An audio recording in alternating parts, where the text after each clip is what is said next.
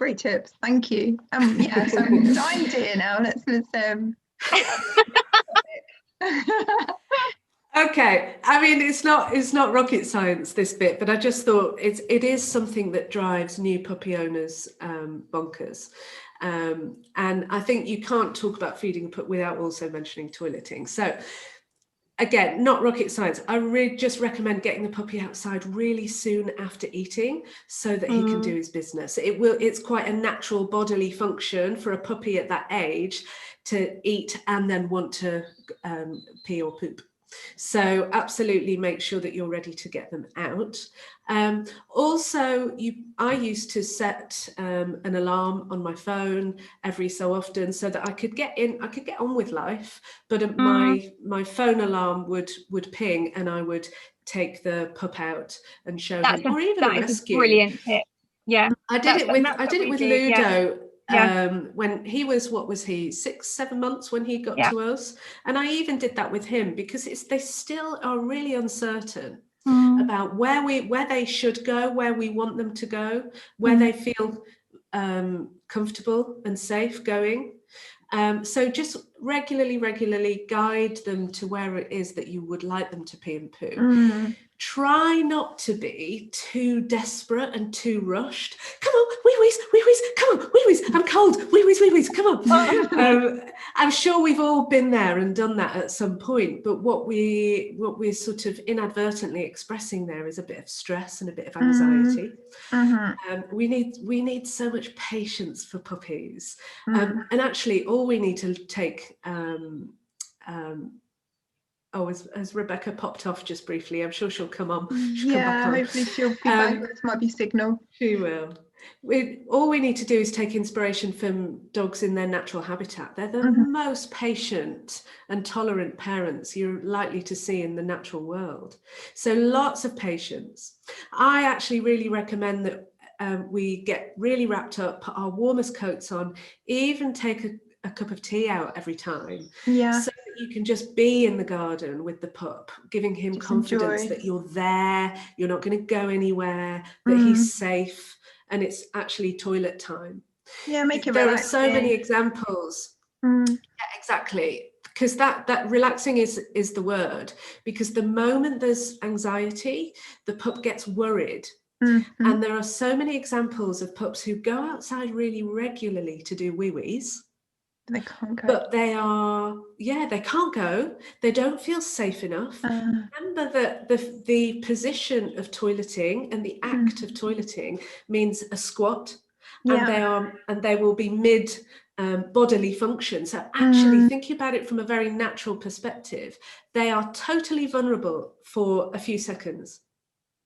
And they know that. And so sometimes they don't feel like they can allow themselves to be that vulnerable. They might think they might feel like they haven't sussed out whether there's going to be threats. So what happens really, really often is that the pup, even though he gets regular time to go outside, he'll hold it. The moment he steps over the threshold, he does it on the mat. Oh, I see. Does everything on the kitchen floor. And that makes total sense. It's like giving them the opportunity to go in a relaxed environment, as well as, I guess it's probably a different topic now, but giving the opportunity for them to go, as opposed to, leaving it too long, not setting that time, and then begging you to let them out the back door or whatever it may be, because... and they'll get into, if you'll start your own rhythm with your own dog, you'll notice their body language when they, he needs to go to the toilet, fine, get out there. But it's that fact about trying to keep it nice and relaxed. Let's not get stressed about it. And go on, Lucy. I was just going to say, so you mentioned accidents in the house. If they do come back in and for whatever reason they've had an accident in the house, what would you recommend in that instance? So the first thing is take a breath and ignore it. You know, okay. there's nothing to be gained from getting stressed about it or telling them off or, you know, pointing at it and showing them this is really bad. Have 100% confidence. It's gonna work out. Okay. Dogs prefer to toilet out of the home. They really do. It's just that most of the accidents, to begin with, it's just puppy and bladder weakness and just being a bit kind of overwhelmed with this scenario. If it lasts, then we need to talk about levels of anxiety and what we can do in our lives to show them that they don't need to be so anxious about these things.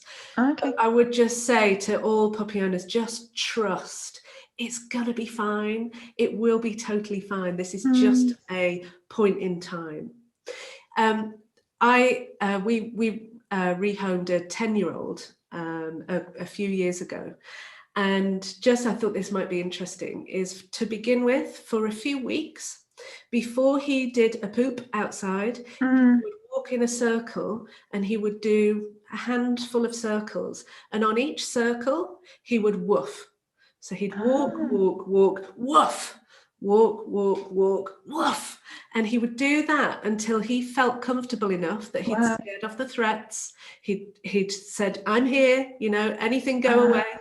Because they can feel quite vulnerable, can't they? When I mean, in the wild, they'd kind of have safety in numbers, I guess. But I've noticed exactly like to feel relaxed. That if you're there with them, that you're keeping your eyes and ears out so they can, you know, because they'll feel quite vulnerable.